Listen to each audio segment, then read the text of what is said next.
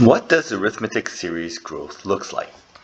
So when we do it to plot a table here, we can make a table for our sequence. So we have n equals 2, n equals 1, the Sn is, the Sn works out to be 2. So the sum of the first term is the same as the first term. The sum of the first two terms is going to be 2 plus 7. And the change in the Sn is going to be our plus 5. This represents our Tn. So this essentially is our plus Tn. We add our next term. We're going to end up with 7 plus 8. That's going to be 15. So our plus is going to be plus 8. Plus 11 is going to be 26. Plus the next term will be 14. So we end up with 40 plus 17, 57 plus 20.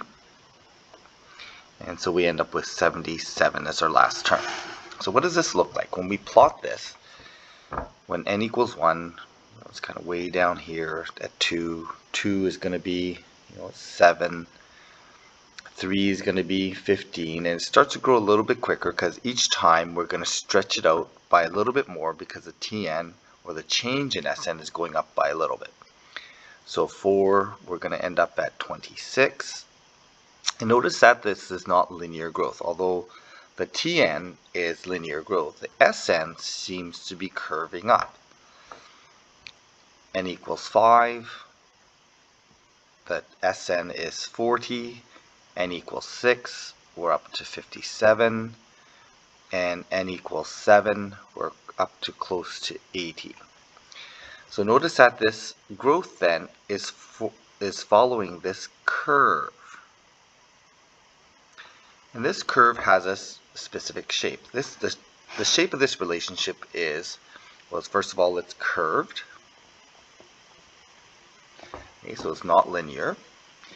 And more specifically, this is a quadratic curve.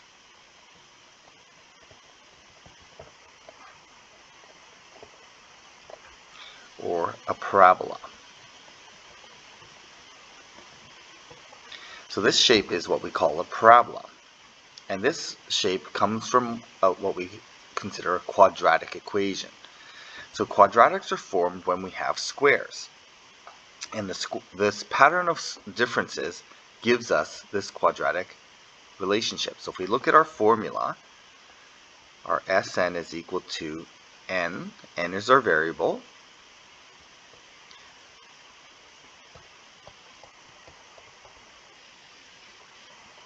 Okay, so n is our input, Sn is our output.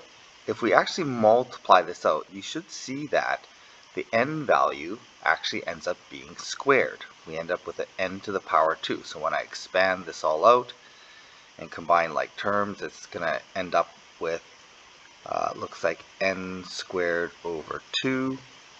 We end up with plus na minus d over dn over 2.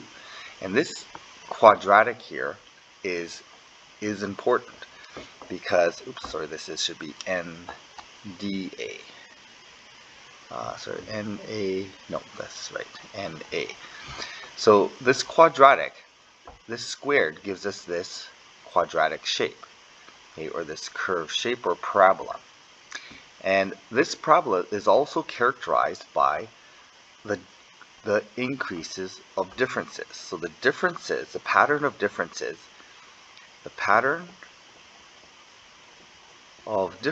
is linear.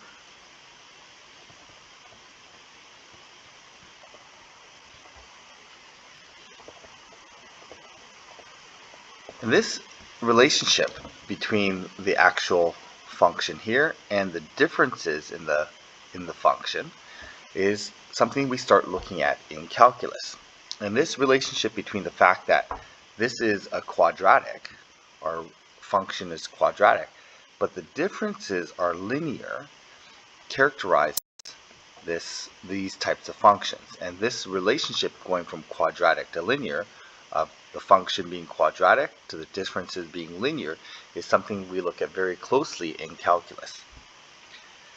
So the relationship for the differences in B is, so we have a quadratic function goes to linear differences. Okay, or an x squared ends up with a power x to the 1 difference. And this is actually not unique to quadratics to linear differences. In fact, there is a pattern, and this is something that is later, much later on, but when we have a cubic function, this relates to quadratic differences. And this is something that we look at very closely when we get to calculus.